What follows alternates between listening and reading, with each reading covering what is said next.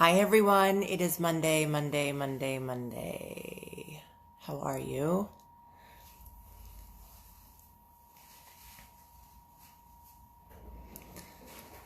Hey Cherry, how are you?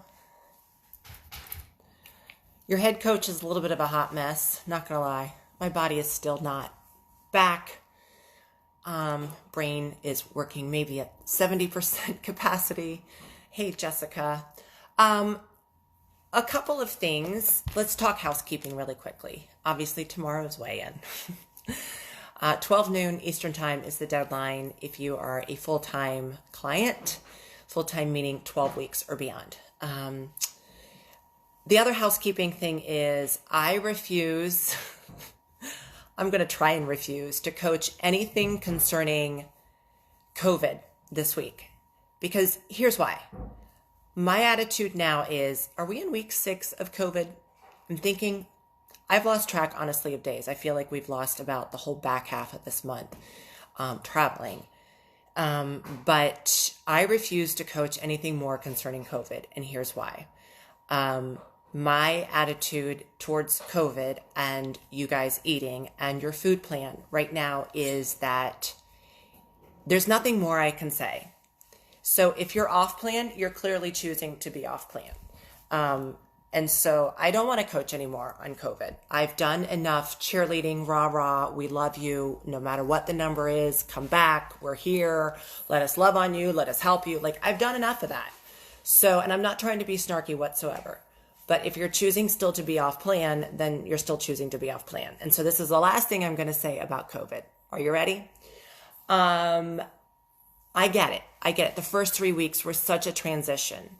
It was very interesting to see by week 4, a lot of you guys and a lot of past clients were like, okay, I've had enough of my BS. I've had enough of the COVID snacks. I've had enough of the COVID alcohol. I'm ready to get back on plan. So by week 4, things were a little bit different. So those of you who are still skating out there using COVID as an excuse, and that's what it is. And this is probably my tough love moment of the day, and then I'm going to stop.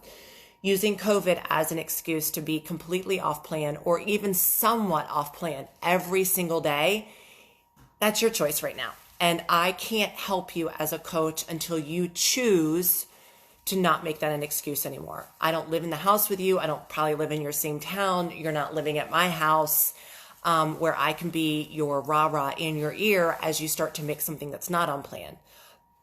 So that's your choice, okay? The other thing I will say is this. One isn't going to end. If you're treating this as, I just can't cope with COVID, well, let me just say this one last thing. COVID ain't going anywhere for a long time. Some of you are locked down in your states until June. I can't imagine. If those of you in Virginia, I would be going freaking nuts. I, on the daily, Google, because I refuse to watch the news anymore, on the daily, I Google, when, is Florida open? I get the same answer. No. So I'm done with coaching on COVID. I'm here for when you want to get back on plan. What I really want to coach about this week is this. And it all goes back to the picture that I posted last night, which I know stopped you in your tracks. It stopped me in my tracks. I was scrolling through Instagram and I follow a couple of other health coaches who don't do exactly what I do because that would drive me nuts. Comparison is the thief of joy. I follow these other people, and ironically, a lot of them are from Europe. And I saw that picture. And just like you, it stopped me in my tracks. And just like you, I kept coming back to that picture. I couldn't stop looking at that picture. That picture. So all this week, I want to coach things that are related to that picture. Things that like streamed into my head that we need to talk about, maybe in different ways that we've talked about in the past, but it's a really good reminder for right now. So the caption on that picture was this. No matter what you define as beautiful, none of that matters if you're not healthy. Let me say that again. No matter your definition of beautiful, none of that matters unless you're truly healthy. So let's peel that onion for just a second. I know a lot of you guys and a lot of us coaches have lived both sides of that picture. I was that morbidly obese girl on the left side of the picture. I never had an anorexia, bulimia problem. Never did. But under the vein or under the umbrella of issues with food, yeah, I had issues with like hiding food and then gorging it, right? And it started, as you guys know, as a very young child with my parents, right? You guys have heard these stories where I would sneak cereal down to our finished basement and like eat bowls of Lucky Charms. It was just out of control. So that was my food illness, if you will. The other thing I will say is this, is that factually, there are very, very few of you, I would say 1% of you, that come to this program saying to me in a message or an email, oh my God, Martha, I need to get my act together because my doctor basically says I'm morbidly obese or I have this health issue. Like there's very few of you who come to me saying, I want to do this because basically my doctor's put a gun to my head. 1% of you. Most of you come here, like I started, even though that sheet, that printout from the doctor said morbidly obese. That's not why I started. I just didn't want to be the fat girl. I wanted to be pretty. I wanted to feel like I was pretty, even though people were like, you were so pretty. Well, that's great, but I didn't feel pretty. I didn't feel beautiful.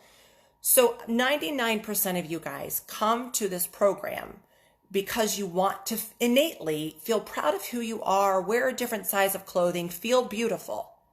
And you rightfully deserve that. And while that may sound vain, you rightfully deserve that. But it goes back to that picture. Beauty doesn't matter if you're not healthy. You guys have heard the term skinny fat. I mean, I'm not here like at all bullying, fat shaming, skinny shaming, fit shaming anybody or anyone. I don't do that because I've lived both sides of it.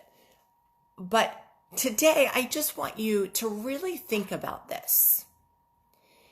The girl on the right side of the picture, the very, very emaciated, nutrient void, skin and bones girl, in some way, she thinks that is beautiful. Her mind, and a lot of you here on this page have dealt with this in the past.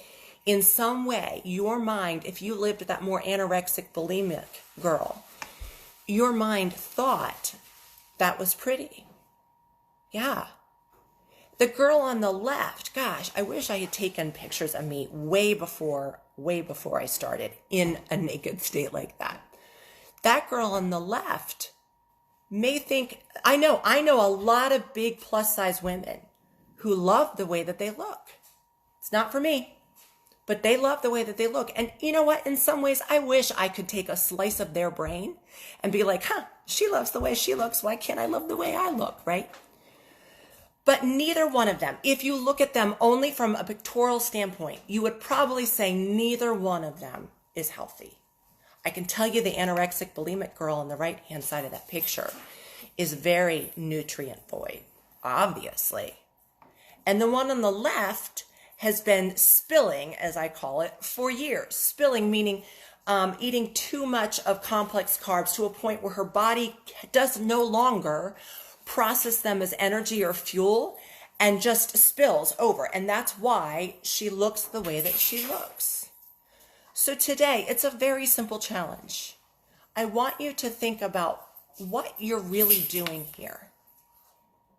Are you really trying to be beautiful? Or, and this is what you should be thinking, is your long-term goal to be healthy? Because let's face it, by the time you get my age, 48, 49, 50, and above, you can only do so much to look beautiful. There's a lot of fake stuff we can do, and you guys know I get Botox. Yeah, sure, I do. But let's be real. What matters after your 40s, pushing into your 50s, is true health. Because guess what? Beauty is not going to keep you alive long. Your true health will. So I just want you to be reminded of that. Beauty doesn't matter. What does matter is true health.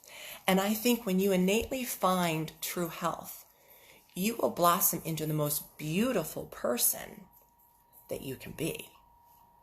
Your skin will look amazing. Your body will look amazing. All these things happen when you really strive for true health.